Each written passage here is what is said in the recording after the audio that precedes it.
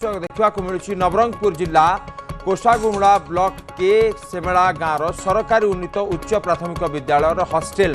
Hostel Rosaiah मद्यपान कर शोइथिबा बेले हस्टेल रोहुतबा छात्र माने निजे निजे रोसई करुथिले से समय चुली प्रेसर कुकर फाटी छात्र आहत होइथिले। प्रदीप माझी खबर पाई राति अधरे हस्टेल पहुंची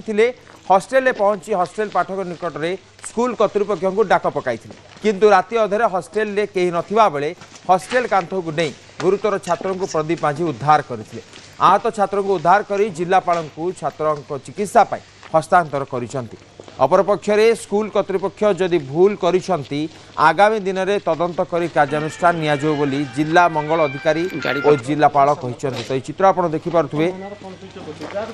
हृदय विदारक चित्र जहाँकि प्रेसर कुकर फाटिवा पर आहत होइचंती सप्तम श्रेणी छात्र। कोकुड़ी सेमला स्कूल रो 40 सीटेड स्कूल रे मास एजुकेशन एवं एसटी डिपार्टमेंट स्कूल रे गोटे सप्तम क्लास पढ़ुवा धनेश्वर भत्रा 12 वर्षर छुआ निआरे संपूर्ण भाव पड़ जाए मुह संपूर्ण भाव पड़ जाए। आप देखिए सी रोसई रूम रे थिला रोसई घरे रोसई कार्य करुला से समय प्रेसर कुकर फाटी ता मुह संपूर्ण पड़गला किंतु कथा को लुचाइवाई ताकू वर्तमान सुधा 9 दिन हो गला 20 तारीख रे हला 8 दिन हो गला 8 दिन ताकू मेडिकल को निया जाए ताकू जोर जबरदस्ती हॉस्टल रो स्कूल रूम रे बंद करी रखा जाइथिला एवं ताकू बाहर को छड़ा जाउ नथिला। आमे कोन से उपारे खबर पाई कि आज रात रे सेठार पहुंचिलु एवं पाचेरी डेई भितरे पसी ताकू रेस्क्यू करी के आमे आनिछु आज एवं ता जीवन बंचाया पे एथिरे संपूर्ण भावे जिला प्रशासन दायी एवं एठाकार मंत्री होउचंती मास एजुकेशन एवं आदिवासी विभाग खाई पिलांकर एभलिया व्यवस्था हम तो तदंत करूँ से कौ सर्कमस्टांसेस पिला मुह भी सीझी जाइए आम करूँ कौ सर्कमस्टांस पिला को नहीं आसता तदंत कर जो हेडमास्टर एपर्तन रिपोर्ट कर स्कूल रखी ट्रिटमेंट करते विरुद्ध निश्चय कार्यानुष्ठान ग्रहण करूँ। बर्तमान प्रथम दायित्व है से पिलार आम ट्रिटमेंट करूँ इमिडिएटली जेहेतु आम नजर को आसी ना जानला बर्तमान पठाऊ हस्पिटाल को जहाँ ट्रिटमेंट दरकार ट्रिटमेंट कर पिला को इंजर्ड होती ट्रिटमेंट करने नौ जेहेतु आज खबर पाइलु इमिडिएटली कंसर्न हेडमास्टर बा सुपरिटेडेंट आमको इनफॉरमेशन देवा कथा से देना जेहेतु खबर आसला अकॉर्डिंगली आम नहीं मेडिकल ट्रिटमेंट बेहरा जोड़ी होती महेश्वर ये अति हृदय विदारक घटना पूरा घटना कौन रही महेश्वर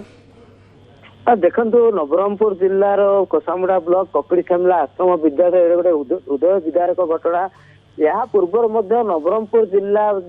4 थर बदनाम हो सारा हॉस्टेल रे छात्री मृत्यु घटना को लेकिन ये पुणी एक नुआ अध्याय जोड़ी होती नवरंगपुर जिलार आश्रम विद्यालय इतिहास रे जो आश्रम विद्यालय गोटे साधारणतः आदिवासी श्रेणी छात्र छात्री को पाठ पढ़ा छड़ा जाए किंतु सेठारे जो परिचालनागत त्रुटि रोचे परिचालनागत त्रुटि जो विद्यालय छात्र छात्री मैंने नानादी हैरान असुविधार सम्मुखीन होगा दृश्य सामना यही जो दृश्य आम कथा कहवा गतकाली प्रदीप माझी जी कि रेस्क्यू कर संपुक्त पीड़ित छात्र को तो 9 दिन तले हॉस्टेल रे रोसैया नथिले रोसैया मद्यपान कर शोइथिले से समय छात्र माने निजे रोसई कर खाइबा को चेष्टा कर समय डाली सीझुवा प्रेसर कुकर टी फाटी जाइथिला एवं से छात्र मुहरे पड़ता जहाँफल से गुरुतर हो पड़ते यापर स्कूल कर्तृपक्षर निहाती गोटे पदक्षेप थिला जे ताकू सरकार को जनवा प्रशासन को जनवा उपयुक्त चिकित्सा व्यवस्था करिया किंतु ताकू निकटस्थ कटपाड़ को नहीं प्राथमिक चिकित्सा पर आनी हॉस्टेल रे बंदी कर रखिला टाइप नजरबंदी कर रखी यही खबर जो प्रदीप माझी पाई गतकाल राति से स्कूल को जाई से छात्र को उद्धार कर आनी नवरंगपुर जिला स्वास्थ्य केन्द्र भर्ती कर घटना जो बाहर को आसी जिलापाल को सी अवगत कर डीडब्ल्यू स्थानीय जिला मंगल संप्रसारण अधिकारी को अवगत कर मेडिकल जॉइन मेडिकल जॉइन करना पीड़ित छात्र चिकित्सा व्यवस्था कर जिला प्रशासन प्रतिक्रिया ग्रहण कर जो स्कूल जे प्रधान शिक्षक अच्छा कांगाली चरण सेठी सस्पेंड कराई जे दायित्व थे कपिल सर्बू ତାଙ୍କୁ ମଧ୍ୟ ବର୍ତ୍ତମାନ ତାଙ୍କ ବିରୁଦ୍ଧରେ ମଧ୍ୟ ଆକ୍ସନ ନିଆଯାଇଛି। ଜିଲ୍ଲା ପ୍ରଶାସନ ପକ୍ଷରୁ ବର୍ତ୍ତମାନ ସୁଦ୍ଧା ପିଲାର ଚିକିତ୍ସା କେମିତି ହେଇପାରିବ, ସେ ପୀଡ଼ିତର ଚିକିତ୍ସା କିପରି ଉତ୍ତମ ଚିକିତ୍ସା ତାର ବ୍ୟବସ୍ଥା କରିବା ସହ ଆକ୍ସନ ମଧ୍ୟ ନେଇଛନ୍ତି ଦୁଇଟା ଶିକ୍ଷକ। ନିଶ୍ଚିତ ଭାବରେ ଆକ୍ସନ ନିଆଯାଇଛି ଏବଂ ସେପଟେ आमे कहि परिबा कि स्कूल कर्तृपक्ष जदि भूल करथांती आगामी दिन में आहुरी एक्शन नियाजिबो बोली जिला मंगल अधिकारी एवं जिलापाल कहिसेंति। बहुत बहुत धन्यवाद महेश्वर।